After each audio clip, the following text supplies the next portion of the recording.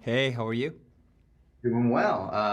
It's funny considering, both festivals we were chatting and the irony of the movie just taking place where I live, and now I'm just looking at the setting out my window while I talk to you. It's No way. That's so funny. real.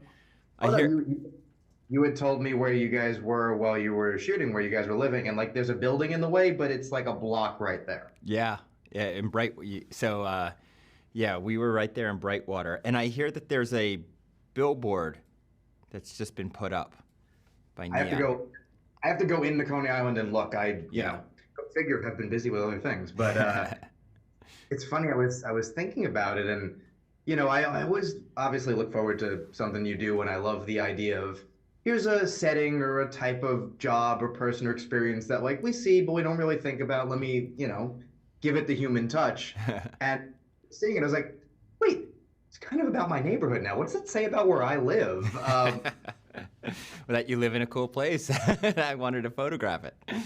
Yeah, smart because like I kind of understand the plots. Like when you come up with an idea for a movie, it makes sense. It always makes sense. But the Yeah. location is always very specific, and I always feel like only you would have thought of it. So what made you think of like Brighton Beach? Well, the Russian American community there is it's culturally rich, historically rich, and Karin Karagulian, who plays Toros in the film, um, we have been talking about this idea for a long time. You know, he's connected to the Russian American community. His wife Lana is actually Russian American. She plays his wife in the church scene, and so he. It was because of his connection that I said someday we're going to tell a story that takes place there. It just took us 15 years to figure out the plot. No, it's true. I obviously I've seen Mikey and stuff, but you look at everyone else in the movie, and it's so very you that they're just people I see when I walk around. Like I went and had to go get something to make for dinner later, and all the people buying fish for the Jewish holiday later. It's just all they could be in your movie, and Well, I think yeah, lots of characters, lots of faces. We made sure that we were using a lot of the locals and the establishments in the area. And so we took our cast and we just like threw them right in. And also, Yura is a star over there, and he was recognized almost from the very beginning, which was really great too. It opened a lot of doors for us. right. I think and like the places you choose to shoot in, also they're aesthetically they just look like they fit so well for the movie, but also they are the places that like everything was recognizable to me, and I don't necessarily go and spend a lot of time, Mm, you know, on the boardwalk. mm. In COVID, I did that for exercise to, Yeah. not go crazy. But Yep. you walk by, I know that store, I know that store, I know that restaurant. There's just this like really good eye you had here that I think I just appreciate so much more this time of this is where these people would go. This is their shorthand. Well, while still telling a story. Like it still is a story. Everything that's happening is fictional. It feels like the location scouting was just on one this time. Well, thank you. I always try to stay geographically accurate, number one, so that people who live there will appreciate it, and also that area, both Brighton Beach and Coney Island, historic, iconic landmarks that I actually just had the pleasure of just taking taking a step back with a wide angle lens and capturing these places almost like postcard images. Yeah. No, the boardwalk images are so just I have pictures in my phone from walking of like, oh, when the sun goes down, when it's dark, it's photographed perfectly and feels like it, which is incredible. And to your credit, you really only cheated once or twice with where they are. And Yep, yep. Don't spoil that for us. I know you know, but geographical cheat here or there, but for dramatic purposes. But for the most part, you can actually do like sort of a family circus, little timeline there and follow our characters around. And again, it was just a pleasure to shoot there, an absolute pleasure to shoot there, especially in the winter when things are a little bit quieter and you really get you're able to just to really just have your. We were able to go into these places and capture sort of the lull that happens in the winter where it's quiet but peaceful. We think of Coney Island as like this bustling, vacation place, a destination for the amusement park, etc. But I wanted to capture in the winter when it felt not dead, but just sleeping. Which is very, and also I think it really fits for Mikey. Like I, have the experience of people going, "What's it like to live there?" And you're like, "Well, it's boring for the most part. It's just it, you live." And the idea of Mikey, just when you see her there, she's dressed like she just lives there. She's tired. She wants to be in bed, as opposed to what people see in the city. When you go into Manhattan, you look a different way. When you go to see people, you look a different way. It's so thematically on point.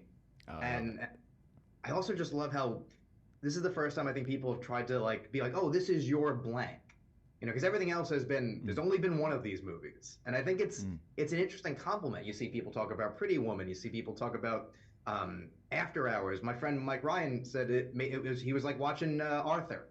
There's I like that comparison. That film means a lot to me. So I definitely.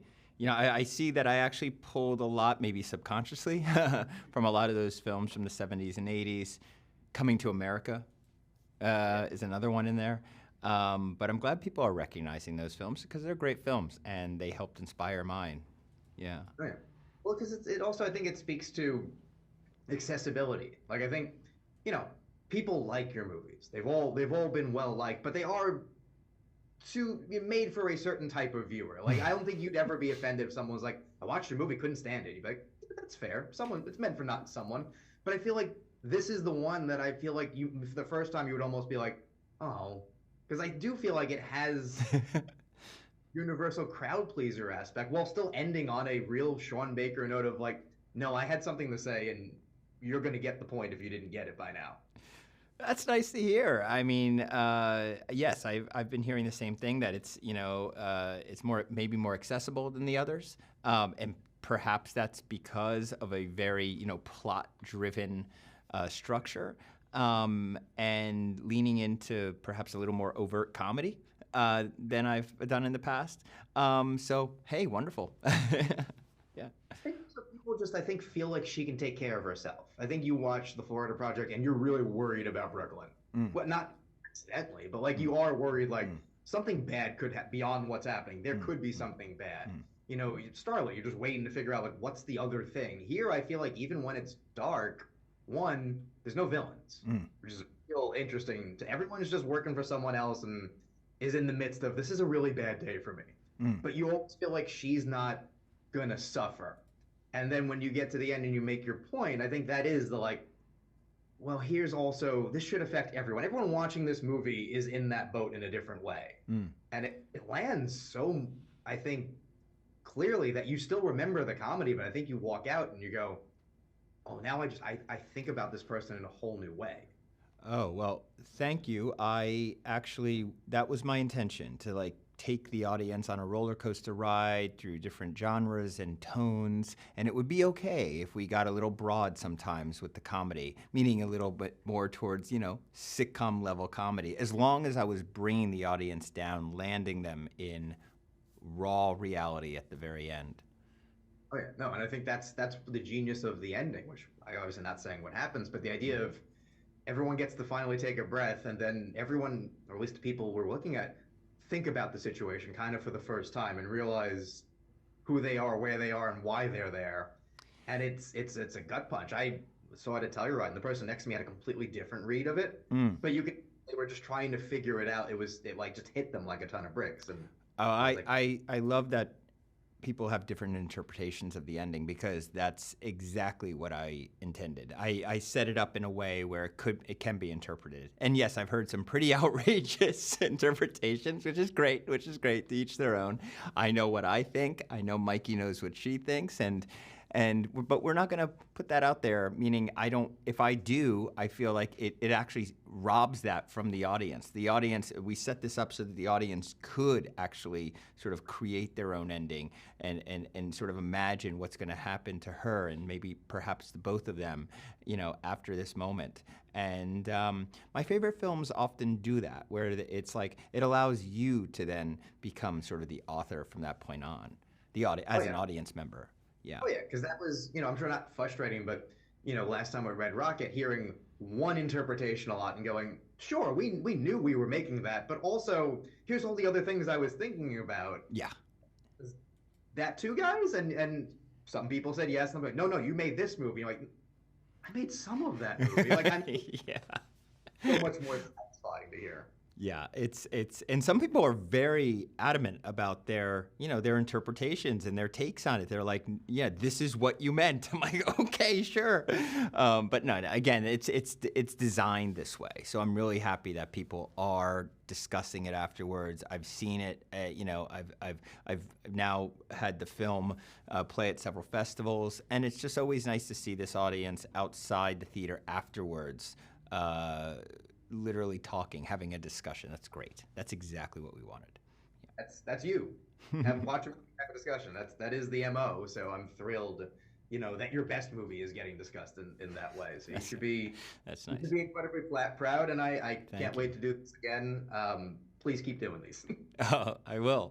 Thank you. Thank you, man. Uh, Thank you, my friend. All right, cool.